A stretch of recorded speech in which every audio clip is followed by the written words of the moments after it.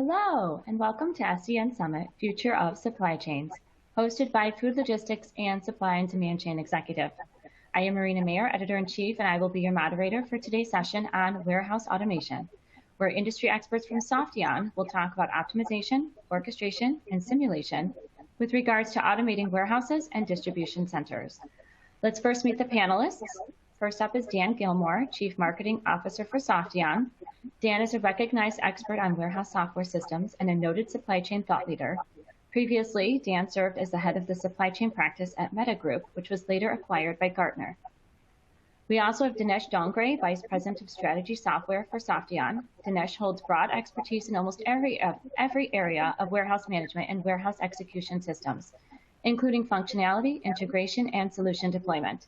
He also has expertise in WMS and WES support for automated distribution centers and has led successful implementations at many of Softeon's largest and most sophisticated customers. Just a reminder to the audience to submit your questions via the Q&A console on the screen at any time during our discussion. And don't forget to check out our downloadable assets on your screen. You can listen or subscribe to our Link podcast channel, which zeroes in on targeted topics such as regulations, automation, labor shortage, the state of the economy, and more. You can also check out the premium content section of our websites to download free white papers on automation, last mile, consumer trends, supply chain visibility, and more. Just click on the links and you're all set. And with that, gentlemen, welcome. Thank you for joining the program. And Dan, it looks like I'm going to hand things over to you. Thanks, Marina. Very pleased to be here today. Thank everybody so much. We're very pleased to be the first broadcast in this virtual conference week of Future of Supply Chains that's being put on by our gracious host today. So very thankful for being here today. Hope you enjoyed the presentation. Certainly ask questions along the way in that chat type function you see there. We'll wrap up as many of those as we can at the end of the broadcast. And if you have any questions or comments, we'd love to hear them. Again, my name is Dan Gilmore. I'm head of marketing for Softeon. And also my colleague, Dinesh Dongre. Dinesh, why don't you say hello to the audience for us? Yeah, good morning, everybody. Thank you for, signing in, and hopefully you'll find this to be a productive session. Looking forward to it. Thank you.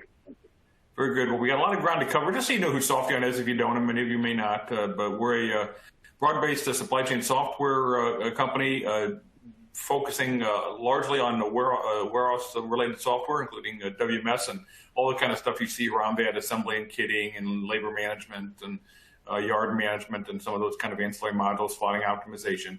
Very tied to that, as we'll talk about in a second again, is a somewhat newer concept of a warehouse execution system. It can be sold with the WMS or as a standalone solution. We'll talk about that in just a second.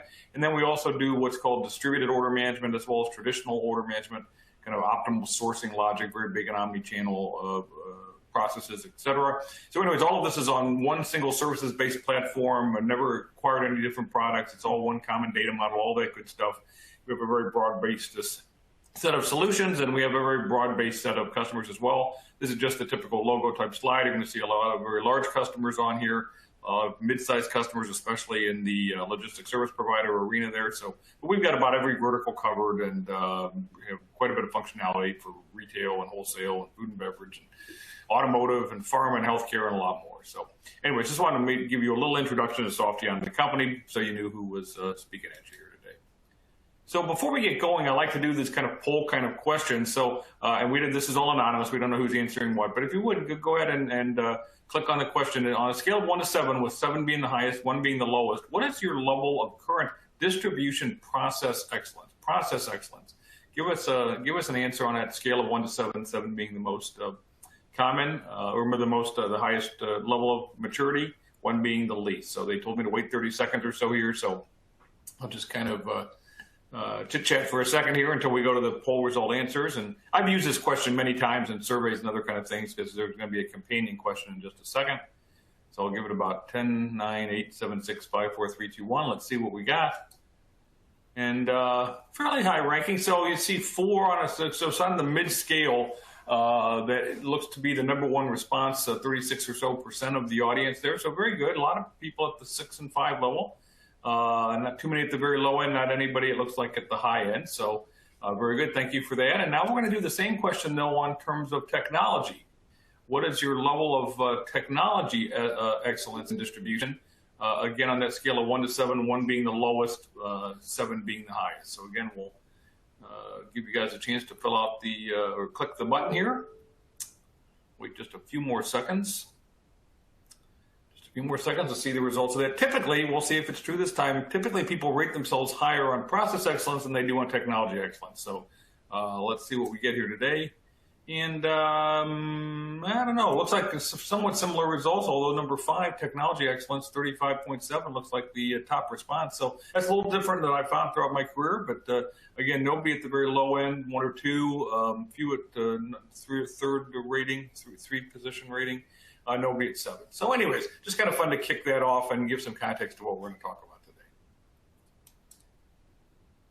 So there's obviously a lot of pressure on distribution. I don't need to, need me to tell you this, but certainly seeing some significant labor issues in terms of both labor availability and cost in many markets. Amazon pushing that labor rate up to $18 an hour and $2,000 or $3,000 signing bonuses, and couldn't, general pressure on everybody. Obviously, if you're in e-commerce, you know what's going on there in terms of cycle times and deliveries, and that's pushing itself. That whole mentality, it's pushing itself not only into e-commerce business, but general purpose fulfillment cycles as well. So, we're just under a lot of pressure right now to do more with less, and going to be certainly severely tested here in the last few weeks of a peak season. But moving into 2022, we can certainly expect a lot more of this.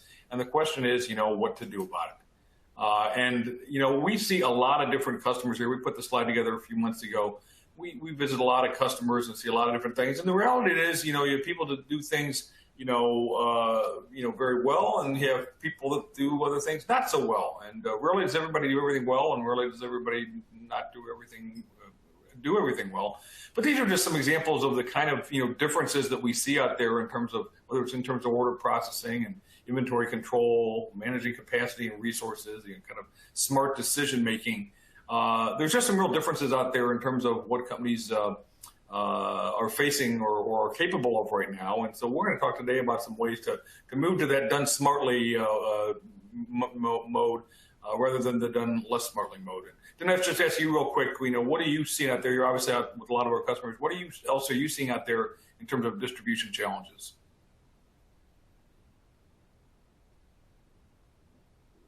Dinesh?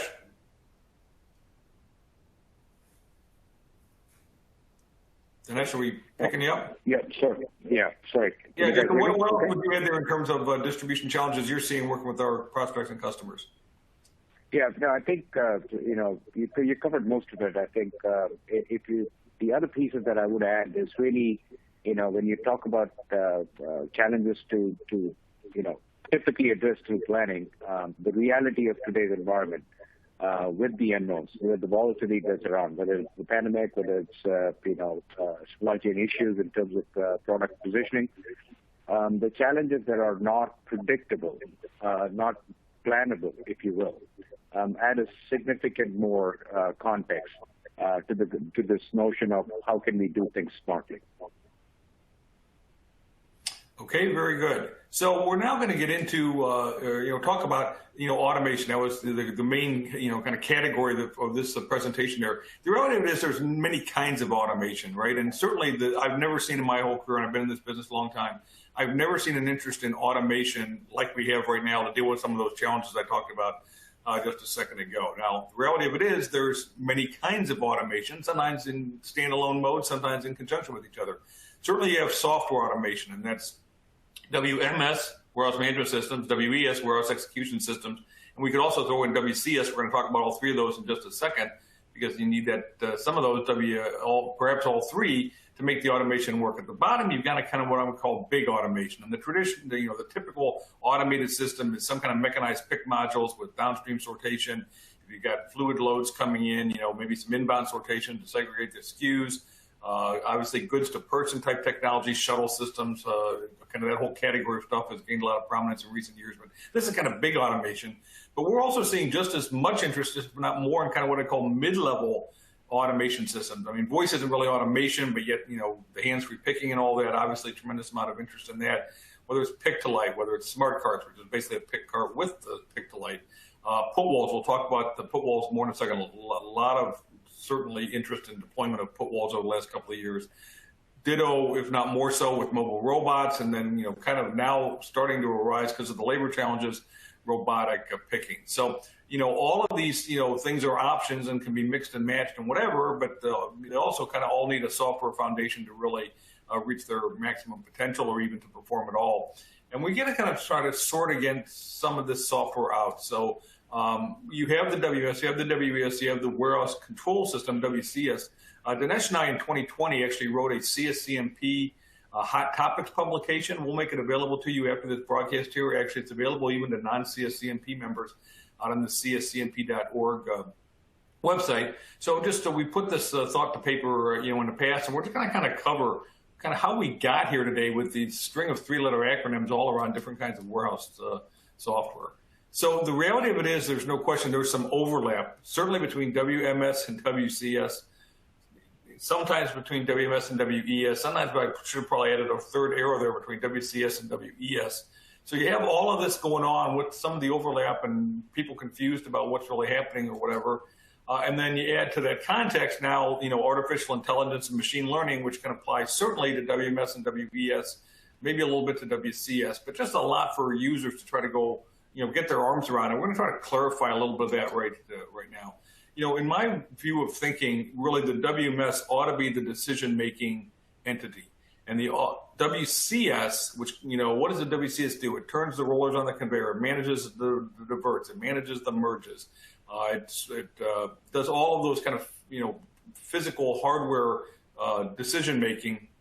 But really the key logical decisions should be made at the WMS. Why is that? Because sometimes if you put smarts into the WCS, then if a change needs to be made, you have to make it both in the WMS and the WCS. Whereas if all the logic is just in the WMS, you can make those changes and usually just flows right through to execution on the WCS. So that's what I believe is the right thing, and I think many people would subscribe to that view as well. However, that's not how it always works out, okay? Sometimes the WCS does wind up getting some logic in a lot of the decision making, some or a lot of the decision making. And the question is, how does that happen? Well, it happens from a variety of different ways. First off, sometimes the WMS that a company has is simply insufficient to deal with the automation that's proposed or going to be installed. And so wanting to add as much value as they can, some of that decision-making logic, rather than trying to modify the WMS, they'll try to bring some of that smarts over into the WCS. Second, some of these material handling vendors are very large companies, and sometimes they're kind of in control of the customer, if you will. And, they, again, want to add as much value as they can to the software. And so if they see some opportunities to allow their WCS to be smarter and to do more of the logic, they're going to try to push it that way. And frankly, this is an area that a lot of times companies don't pay a lot of attention to. And sometimes, the WMS and the WCS vendors kind of work out their own sharing of the labor, if you will. And just sometimes the path of least resistance is to allow the WCS to do some of the smarts. So that's kind of how we got to that part of it. But then something else came along. And we had this notion of WES. And the WES, really started with a couple of different companies that developed a new kind of software because they felt like the WMS systems that were on the marketplace weren't sufficiently concerned with maximizing throughput on the automation system, leading to big peaks and valleys and inefficiencies all around. And, to some extent, they certainly had a point there. Now, it depends on what WMS you're talking about. Frankly, Softeon has had WES kind of capabilities in its software for a long time. We pulled it out as a standalone separate module in 2019. But I think the basic notion that you need some additional smarts here, and again, in this model now, WCS returns to just being the executor. And sometimes in this model, the WMS winds up being relegated to kind of inventory management and inbound processes, receiving, put away, et cetera. And all of the fulfillment, work release, and replenishment, and order flow, and all of that happens within the WES. So a very different paradigm here. So hopefully that's making a little bit of sense to how we got here. Here's Gartner's view, of course, the major analyst company. And they talk about, WCS kind of doing what I said, sits between the WMS and the PLCs and executes the flow of the goods on the automation system. The WMS, we know what that is. It's been around since 1975. We're not going to go into that.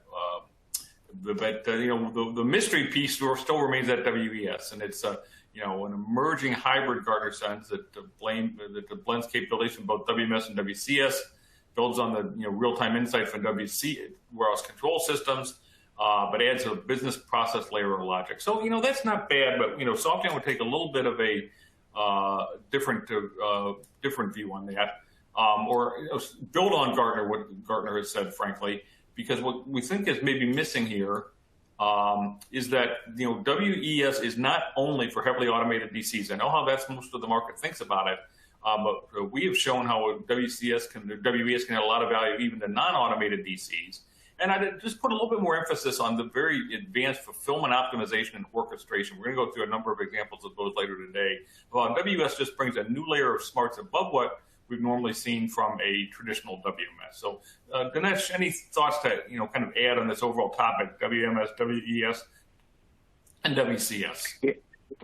Yeah, and I think this is if you look at across the different functional spaces, if you will, not just supply chain.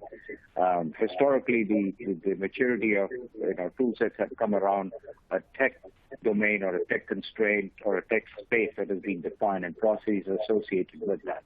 But when you think about, and that's the manifestation here. You start with the WMS, it's within the four walls, and then you start automation, and there's the WES, there is the WCS, and so forth. The reality is that if you extract out or abstract all of the technology away and say, what is it that you're trying to accomplish from an end-to-end supply chain process, then these tech boundaries start to kind of diminish. And if we are, to your point, as we are looking at WMS and WES today, of course, the physical concept of a conveyor or a sort or so forth is genuinely separate from a hardware context as opposed to any software that drives it. But outside of that, in terms of supporting an end-to-end process, while there is some fear that you don't want a monolith, if you will, application that addresses all. The reality is that having it in one software space, whether it's an individual module, multiple modules, that really orchestrates an end-to-end flow is really the core. And I think that's where the market is converging, and that's hopefully what we'll be able to demonstrate in terms of this conversation here. And it aligns very much to what you're talking about, saying this is not restricted to automated environments. It is restricted to anything where you're looking to optimize an overall end-to-end supply chain flow. Yeah, very good. I think that's exactly right. And Gartner also, I think this was just in 2020, early in 2020, Dwight Clapp, a good friend of ours at Gartner, who heads up the WMS team, he just had some thoughts about it. It's time for kind of a change in paradigm over on the left. It's a long quote. I'm obviously not going to read the whole thing here, but he started talking about the smart warehouse of the future and where we're headed. And if you look at that diagram on the right, kind of interesting, it's got warehouse management in the center, but then you see that warehouse execution system, WES, right down below it, and then intelligence above. And, in some cases, that intelligence is going to be coming from the WES itself. There may be some other things that can kind of put in there. But this notion of the smart warehouse is certainly starting to gain some traction. So if you, look at the core, just because it's, we got to start with the foundation. I'm not going to go through all the core WMS benefits, but it's about inventory control. It's about having an audit trail of everything that happened and see who did what when, move into completely or nearly completely paperless operations. I don't know if I've been in a DC that's completely paperless, but some are awfully darn close. And the core to the WMS, system-directed activities for all the work in terms of, work management, task management, and, sequencing that work based on, the 3 Ps of permission, priority, and proximity, tracking detailed productivity at the individual associate level, having very flexible, metrics and reporting beyond that, planning for outbound transportation, load planning, et cetera, et cetera. A lot of people still have vendor compliance type issues, which is starting to move beyond just the retail arena into some other arenas as well. And then really, and I know, Dinesh, this is something you've talked about a long time. It's something, it's serving as a platform to be able to make continuous improvement and adapt and react to opportunities and challenges as they emerge in the distribution chain. So just maybe some quick thoughts on this notion of WMS, WES as a platform. Yeah, so it's, again, it boils down to the same context of thinking of process independent of boundaries that are predetermined or prejudiced from prior, context. So when you think about process, when you think about whether it's inventory segregation by channel, whether it is inventory management within the context of, pick locations, reserve locations, trying different styles of being able to pick, pack, and ship, the notion of having not just a platform that allows for an end-to-end process, but also that evolves as business changes. You don't have the luxury of redefining tech stack. You don't have the luxury of re-implementing things as business changes. So having this notion of a platform that is just inherently designed to look at an end-to-end flow, but also allowing you to incrementally address, nuances as they come about, is really the core of what, when you say WMS, WES, really it's all convergent into a platform that addresses supply chain process end-to-end, alongside with allowing for incremental changes with minimal business disruption. Very good. So just looking at, if you're looking, just again as a foundation level, looking at WMS, not going to go through all of these, but some of the more advanced capabilities. There's very simple WMSs, there's very sophisticated and complex WMSs, and everything in between. We talked about some of the inventory control things. I'm just going to point out the top of the right-hand column there, being able to support multiple pick methods. We have a unique technology or configurability we call pick routes.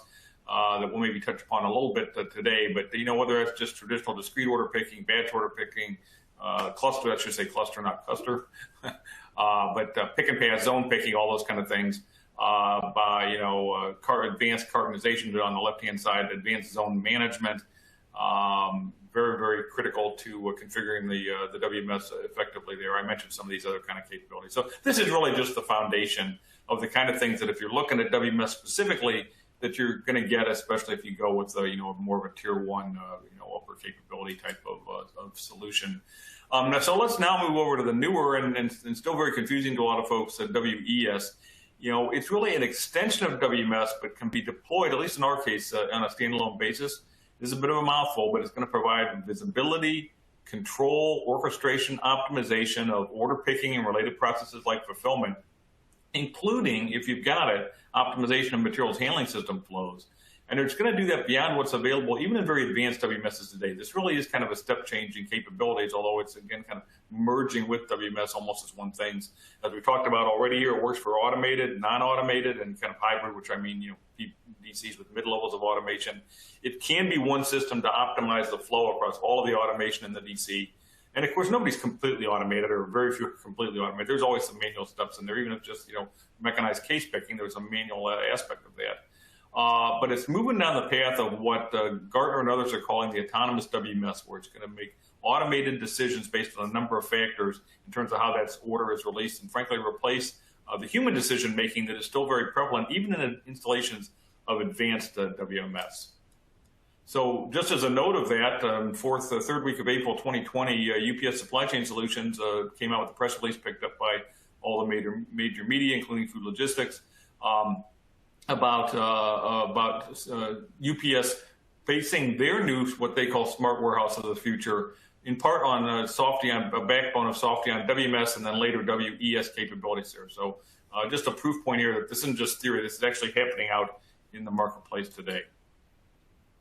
And, what does it do? Well, here you have that notion of the automated decision making. It's really about optimizing work and resources here. And some of the capabilities, of course, it's going to work with different WCSs, as we indicated in some of the previous slides here.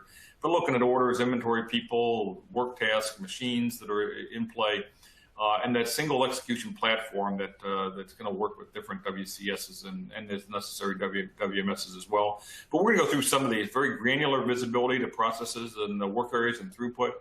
Very advanced planning and dynamic resource allocation, in part using simulation.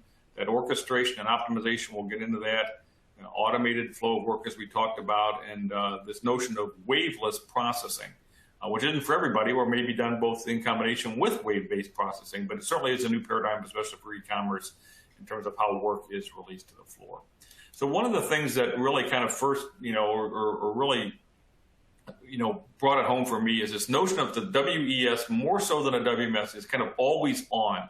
And here you see a number of the kind of questions about what the flow should be through the facilities, what's the right quantity to process at any one period of time, where are the right resources, and where should they be placed in the DC based on the work that's coming at us, either known or forecast, and et cetera, et cetera. But this notion that the WCS is monitoring, WES, is monitoring what's happening and proactively making these decisions without the need for human involvement, that's what really, in the end, separates it from a WMS. So, Dinesh, do you agree? I mean, is this notion of always on kind of a critical thing to get when you're start thinking about WES? Yeah, no, I think this is kind of fundamental to benefits of WES, if you will. So, one can think of it as your nerve center, right? I mean, today, in the absence of WES, if you will, traditionally there are, roles, whether it is a planning role or an inventory supervisor role, there are independent roles that are defined around actually harnessing feedback in things of real-time constraints and, situations that occur on the floor. So it's institutional, knowledge base, if you will.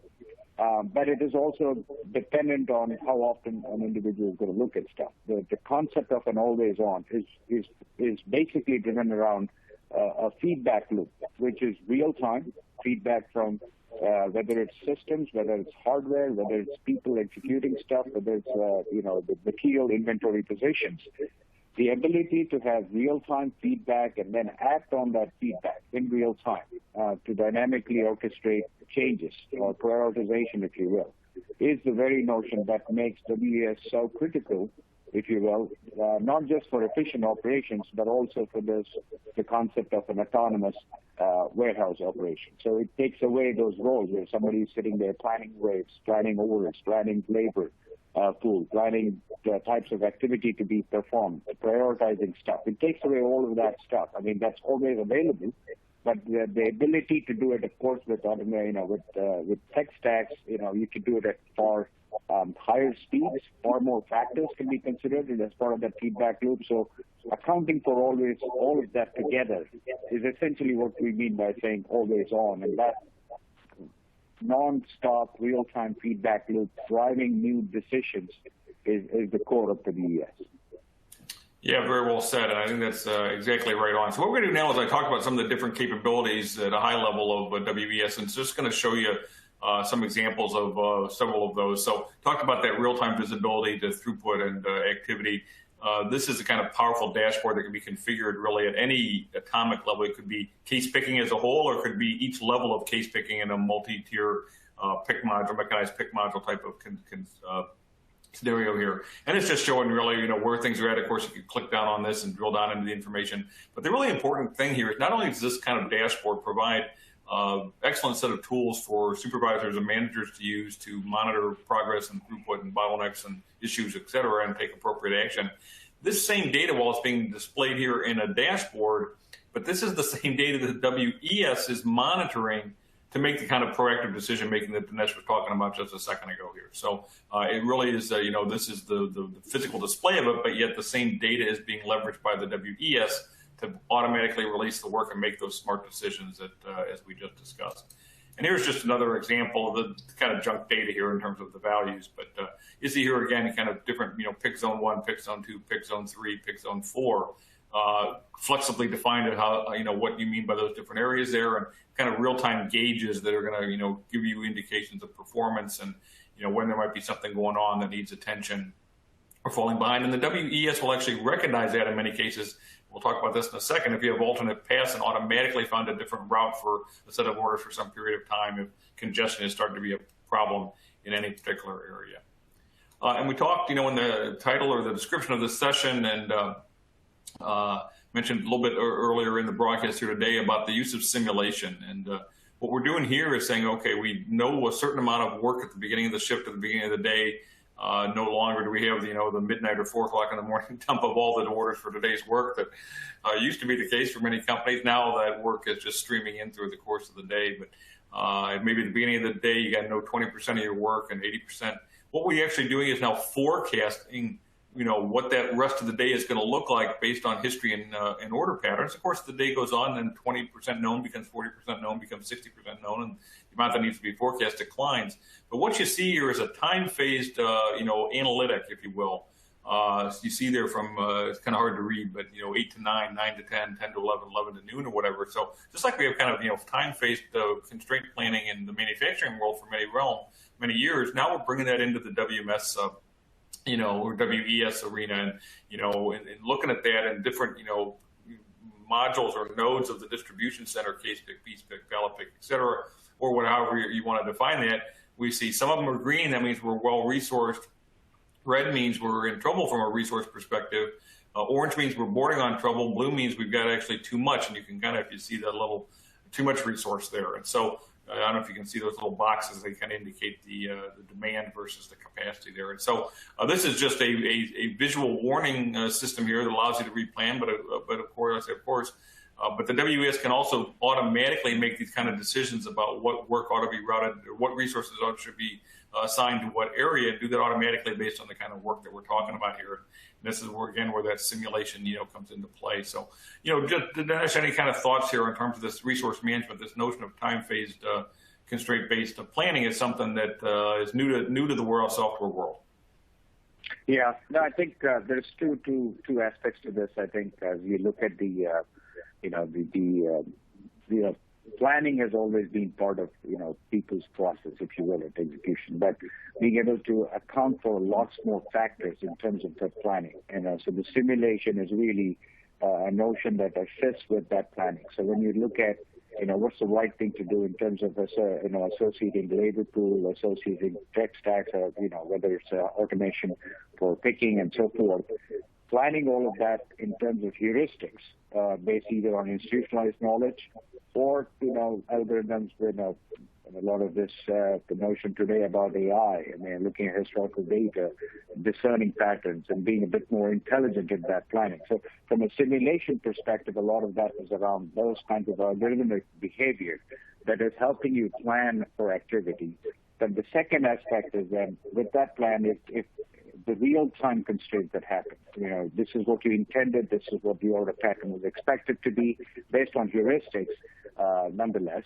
But the fact is, in real time, there are things that are happening that is not as predictable, that is not consistent with the historical pattern. So the ability to then take that real-time impact, real-time feedback back into a planned context that was based on heuristic data, collating all of that in order to make sure that they are working as effectively as possible, and not just with one or two factors, but a multitude of factors that come into play. Labor is, of course, a very big piece of it, but when you think about labor, we talk about resource. So it could be a robot, it could be a conveyance, it could be people, it could be carts, so on and so forth. So when you abstract it out to a resource, and being able to account for all of these factors, and then do that really effectively, really, really quickly in order to ensure that the operations are effectively, you have this continuous flow, is really the crux of all of this. So when you think about simulation is one aspect to be able to define those base set of rules that you want for your automation, but then you have the ability to learn and react to real-time context that comes back. So it's a combination. So the simulation is a big piece of driving how we want to configure based on historical context, but then you need the other decision-making piece of the WES that is reacting to real-time feedback.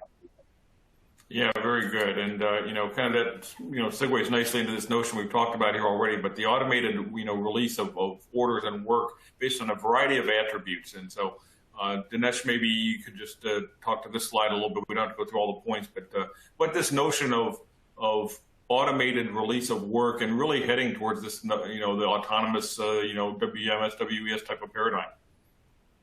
Yeah, I think, it's probably, a lot of it is, is clear here, and we'll not go through each of this, but as a general notion that, maybe I alluded to already a little bit, but when you think about your core context of, how you're planning in terms of workflow, whether it's by shift, whether it's by inventory positions, whether it's orders batched overnight or through different points in time based on your the way you're reaching out to across the channels.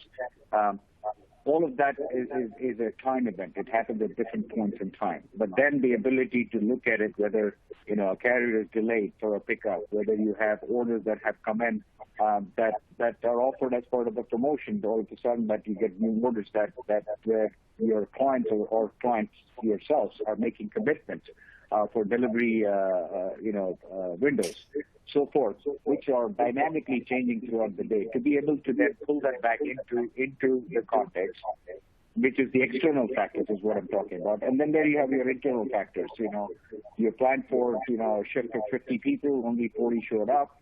And more so, if you've noticed over the last 18 months, unfortunate volatility. But a situation with COVID. Suddenly you have a lot less people than you planned for. So being able to then take that in and continue to revise and refine, which orders have to be processed, what replenishments have to be prioritized in the context of supporting those orders, what conveyance is available, what is your pickup time, is it small parcel, is it LTL, pulling all of that back together, and the ability, of course, this is one part is when you set this up and do this automated workflow and release and reacting to stuff is one aspect of it. But the real benefit also comes from the fact that the rules that you're defining to facilitate this behavior is also dynamic. It is not restricted to a set of things that have been pre-planned and set up, as part of implementation. These are things that you can dynamically add. So when you think about a tier 1 WMS, if you are looking at a certain capacity surge and you're looking for the ability to add some additional voice terminals or looking for being able to pick with a cart, adding new strategies because of certain situations, being able to incorporate that into the broader flow through dynamic behavior, dynamic rules is the other big piece. The one aspect was clearly from here is to be able to react and automate the right work being worked on, if you will, but then also the ability to dynamically allow for things to be addressed as situations change, whether it's weather-related DC being shut down and you want to do something else in a different facility, or less people, whatever the context. The dynamic piece is, I think, another very critical component of when we talk about WES. Yeah, and I think that's really the point of this next slide here, which really combines, a little bit hard to read on the blue box or I see, but really combines kind of traditional, at least for Softeon WMS processing, with some of the newer capabilities that WES brings to bear. So without taking the time to explain it in great detail, we have this notion of what we call automated pick routes or pick routes, where you define, the type of pick it's going to be, where the inventory is going to come from, the unit of measure that's going to be handled, what those flow is in terms of any data collection, scan the barcodes, location, scan the product ID, et cetera, and then it dynamically at runtime, as the orders flow down, it's going to look at all these factors and route the order to the right picking area and right picking methodology. What changes now with WES, you add this new, dimension to it, the dynamic nature that Dinesh was just talking about there, in terms of what I kind of like to call condition and event monitoring. So if we know that these picks would be best suited to go through a put wall, but the put wall happens to be highly congested right now, the combination of the pick route and the WES can automatically reroute if there's an alternative path, such as traditional manual cart picking, can automatically transfer that work for some period of time over to traditional cart picking until the congestion at the put wall area clears itself out, in which case we start rerouting orders back into the that are best handled by the put wall. So this is a nice, I think, chart that kind of illustrates the dynamic nature, again, as Dinesh was talking about a second ago, and how traditional WMS technologies can be merged with these newer WES technologies to really build something very special. And that, so again, yeah, go ahead. Yeah, so if I may just add the one other piece on the previous slide. So I think that notion of an end-to-end flow, if you go back to the previous slide. So this is, I think it also calls out the fact that, optimization is not within a certain context, right? So if you look at this diagram here, it is clear that it is just, how the orders are coming in, how you're picking it, what is the pros and cons in terms of where you're, the intermediate steps, if you will, whether it's a put wall, whether it's a robot and so forth, downstream into packing stations and at the shipping. So the notion is that the feedback is not just restricted to one area or one aspect of your execution thread, but it is covering all aspects of the execution thread from an end-to-end perspective, and then accounting for all of them collectively to determine the best continuous and most efficient flow through the entire process cycle. Yeah, very good. Well said again. And that kind of just, continues the theme on here. You got a lot of different, in complex warehouses, a lot of different product flows, requiring different types of systems and materials handling equipment that are going to be involved, some cases manual or whatever. And so, you really need to look at what those constraints are. I mean, this notion again of, constraint-based planning that, as Gartner and others have noted, we've had for so long in manufacturing, decades and decades, but hasn't really found its way into distribution. And this starts to get into more of a lean logistics type of model there, frankly, where you're managing those constraints and kind of flowing the work accordingly. And again, it's kind of a little bit repeat of what you said a second ago, Dinesh, but this notion of WES kind of looking upstream and downstream in terms of deciding how the product should flow. Yeah, absolutely. Yeah. I think we've talked about it. So okay, very good. So in more automated systems, this is actually true. Even in non-automated systems as well. I mean, we all know the dreaded end of wave, whatever the right term is, where we get 80% of the wave done in 30% of the time, and then it takes another 70% of the time to finish the last 30% or 20%, or however I worked out my math there. But there's big peaks and valleys, which is really, again, kind of what started the kind of whole notion of WES, that WMS didn't care enough about this. And the promise of WES that's certainly being delivered is that this is much more smooth and continuous throughput. What is that going to do? Well, if it's an existing facility, it's going to allow you to get more throughput out of the same system. If it's a greenfield type site or new automation, it could conceivably allow you to get by with less automation because you're going to better utilize what you have. We have one customer through a third-party logistics, a customer of ours that very constrained, can't talk a lot of detail, but very constrained in terms of their sortation capability. They can't really add any more. And so what do you have to do? Well, the way to get more out the door was to level load the throughput and a lot more consistency and get rid of those downtimes of whatever, if you will, and allows you to get more product out the door with the same level of automation that you had the day before. So just to some kind of key points there. And then we talked about these mid-level systems where there's so much interest in mobile robots. We've put in a number of put wall systems which are great for actually more products than people realize that put walls can be utilized, but and some of the others that I talked about there, the smart carts, et cetera, there. And we take a very different approach there. We can work with anybody's software, whether that's some other voice term software, mobile robot software, whatever. We also have a real-time direct integration and optimization of these technologies, and that has, so we don't need any third-party software. We don't need other robot software. We don't need other put wall software. We don't need any other pick-to-light software, whatever. We can just do it. And there's a number of operational advantages. Just to give you one simple example, if you're doing with pick-to-light, usually when you get to the end of the light area, and you only light up such a certain percentage of your SKUs due to the traditional cost, then you got to marry that up with picks coming from the non-light area. When you kind of manage the whole thing under one umbrella, as Softeon does, you can just keep, when you get to the end of the light area, you can just keep picking into the non-light area. You're going to have a different set of prompts, obviously, on a handheld type device or voice type device or whatever. So this notion of real-time integration with these kind of systems is a key foundation of WES for Softeon, and something that really adds a lot of operational value. Happy to talk with you guys, anybody offline on this in terms of how we handle this here. And just some example, I guess, Dinesh, without going into all the detail here, but just shows this is where the smart warehouse really starts to come into play. When you see the kind of decision factors that are going into how work is released, how work is organized. Maybe you could talk about this kind of order batch optimization we're doing here in this particular case of a cart, just simple cart pick. Yeah, I think just at a very quick 2 seconds to talk through this. Of course, it's a lot more functionality here in context, and appropriate based on a specific problem space. But in general, the notion of being able to pick, build what is on a cart, where you're picking multiple orders at the same time, it can vary by a lot of factors. I mean, your traditional context of where the products are positioned, if you have just slotting that has already been predetermined and you don't have a lot of flexibility in terms of being able to dynamically slot. So there is one context of how you determine what goes on a cart and what is the most effective stuff. But if you have the ability to do some other things where you can dynamically start, you can dynamically add zones, and to Dan's point earlier, if you had traditionally thought of a pick-to-light area, but now you want to move to a non-pick-to-light area, and what is the composition of a cart that allows for all of this, nuances and flexibility that you want to build in there. The algorithms that drive that, and of course, each of these factors are rule inputs, if you will, in terms of the algorithm that determines what is the most effective set of orders that can go on a cart.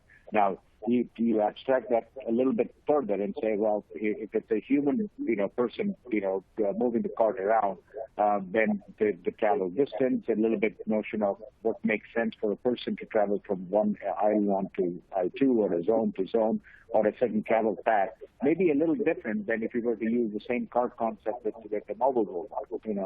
Then, in terms of the travel path may not be as, while it is important, it does not have the same constraints or influence as if it was a person moving the cart around. So the fact is that we incorporating all of that into determining what is the most effective set of orders on a cart is the first piece of order batching. Now the second piece is the reality is when we talk, this is where some of that real-time feedback comes. You might have historically had for a certain cart of X number of orders, it takes X amount of time for a person or bot to complete the fix. And so you can pre-plan. If that is based on that, you can say, I'm going to plan ahead, so I'm going to build. If the order is a continuous flow, then you can build what we call a perpetual cart. So you're building these virtual cart contexts in terms of the sets of batches that are ready to be associated once a cart is freed. So based on a traditional plan, based on that window, you can plan as many virtual carts as necessary so you can keep that continuous flow. Now you add in the feedback context. You're saying, well, I decided all of this. I created these virtual carts, but now you have this sudden, hot order that came in, just prior to a 2 o'clock pickup, and you still have made that commitment for an overnight delivery. Then how do you insert that into these, existing, batches that you've built in? The best approach into which cart, which batch, and how do you swap and build this stuff in? The algorithms around these are fairly complex, but this notion is that you're trying to figure out the best set of orders to be the most efficient in terms of workflow execution, but also in terms of the most significant throughput that you can generate from the workflow that is executing this. Yeah, very good, Dinesh. And so just, maybe a simpler example, we've got a lot of experience, as I said, with the put walls. And if you're familiar with put walls, the whole key to success is how rapidly you can turn those little cubby holes or order slots or whatever term you want to use here. And I'm just going to use a very simple example to illustrate, the power of WES and these new smarts. Let's say I have an e-commerce order or any kind of order, but it's got, 2 picks, 2 line items are coming from a carton flow rack that's relatively close to the packing area.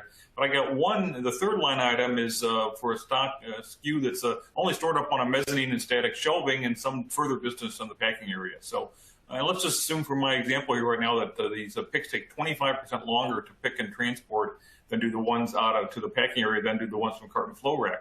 Well, if you don't do anything about it, what's going to happen is those ones from the carton flow rack are going to show up, and then you're going to sit and wait and wait and wait for that third line item to finally show up, and what's the right word here? But you've locked up that location for all that period of time rather than turning it and getting more productivity out of that put wall module. So what can WES do? It's going to know, in effect, that I need to release, and this can be static or dynamic, meaning we always allot a certain amount of time as kind of a static calculation, or it can be dynamic based on how many people I have working up on the mezzanine or other kind of factors. But in effect, you're going to release that third line item about 25% earlier than you're going to release the other 2 line items so that they marry up at the put wall cubby hole at about the same time and allow you to get that turn that I said is so critical to the performance and efficiency of the put wall. So this is just the example of the kind of smarts with WES and beyond that we just didn't have before and that really are going to go into an automated solution, whether it's a big automation or the mid-level automation we're talking about here, like put walls, and make a huge difference in their effectiveness and efficiency. Just talk a little bit right now. I can't do anything with smart warehouse without talking a little bit about IoT. See there on the right-hand side, somebody with a beacon that we use to track equipment and people throughout the warehouse. You can do a lot of in terms of analytics, in terms of movement paths and other kind of analysis of how workers are doing. It can be used to even be more precise with that proximity dimension that I talked about with the 3 Ps earlier in the broadcast. Human-machine validation. How does I make sure that handing the work to the right human is handing the work to the right robot? We've actually done some stuff to use this to do a social distancing app in this era of COVID and beyond there. So just wanted to mention, obviously without not a lot of detail today, but we're doing some interesting stuff with IoT in the warehouse as well. So kind of, wrapping it up, I realize we covered a lot of ground there. You're going to be able to get a copy of the slides. We'll send you some other materials as well. We'd love to have a conversation with you. But we really have entered a new era for the warehouse. This notion of WMS plus WES, optimization, orchestration, simulation, capacity and constraint aware, always on, release of processing with automated release of work. I mean, these are all the things that we covered here today. This is a step change in capabilities. This isn't the incremental kind of change that we've seen over many years in WMS. This is really a step change type of functionality and capabilities that we're seeing there. And this isn't some future vision. These capabilities are being deployed today. We gave you a number of examples, it's anonymous, but from real customers of what we've done out there. And it's really moving to this notion of pull-based, or what I like to call flow distribution. So, Dinesh, any final thoughts before we go to the Q&A from you on all this today? Yeah, no, I think it's covered most of it. I mean, just one final comment, if I may, is that this clearly is necessary in order to be able to effectively improve efficiency and productivity. That's a given. And the unfortunate, reality of the last 24 months, if you take that, as just as a context, with COVID. I mean, the ability to forecast, the ability to position inventory, the ability to orchestrate orders. I mean, nobody understood that the growth in e-commerce shipments from last year in store retail, sales. Nobody anticipated or even expected the amount of jump that they saw in the direct to consumer shipments. Likewise, whether it is pick up at store, whether it's curbside delivery. Now, all of these things are hopefully not. These kinds of situations are not as often coming by, if you will. Sorry, pardon my lost my thought a little bit there, but hopefully they're not as common. But the reality is that if you have these factors that are not predictable, then having a platform that allows for some dynamic behavior, some way to react to that, positions you a lot more effectively than if you didn't have something like this. So I think as a notion, looking at a platform that allows for this to really account for feedback and act on that feedback in order to orchestrate work on a day-to-day basis, I think it's going to become more and more critical because the dynamics are going to continue to change. Okay, very good. Well said. Okay, so we're wrapping it up here. You see some contact information. There's our website. There's my email. There's Dinesh's email. Please feel free to reach out to any and all of this. And with that, I'm going to thank you all for joining and turn it over back to Marina. Hopefully we have time for a handful of questions here. Perfect. Thank you, Dan. Thank you, Dinesh. Yes, we have time for probably 2 questions at this point. I know some of them are rolling in, but I'll try to do my best to get through what we can. Let's see here. The first one is, does WES provide greater visibility of inventory throughout multiple warehouses? Yeah, I can try that. That you can follow up on it. I would say WES, that's probably not the role of WES per se. Now, one of the things with Softeon is WES can run on the cloud, so you can have multiple facilities of different types, from highly automated to less than automated, less automated, and all running in one, if you will, instance of the software, which is a differentiator for us. We have some other tools that provide that multi-facility level visibility. I wouldn't particularly associate that with WES and Dinesh, unless you want something to add to that. Yeah, no, I think, given the context that it's more about execution per se, so it is in terms of what is executable. The WES, while it may have visibility, but the orchestration and facilitation that it is going to do will typically be restricted to an account. Now, when you look at visibility, so when you say network, if it's, points that you serve as your network as opposed to nodes, then yes, most certainly WES at a given facility across your network of points or different points can facilitate activity across all of those clients that you serve at a given facility.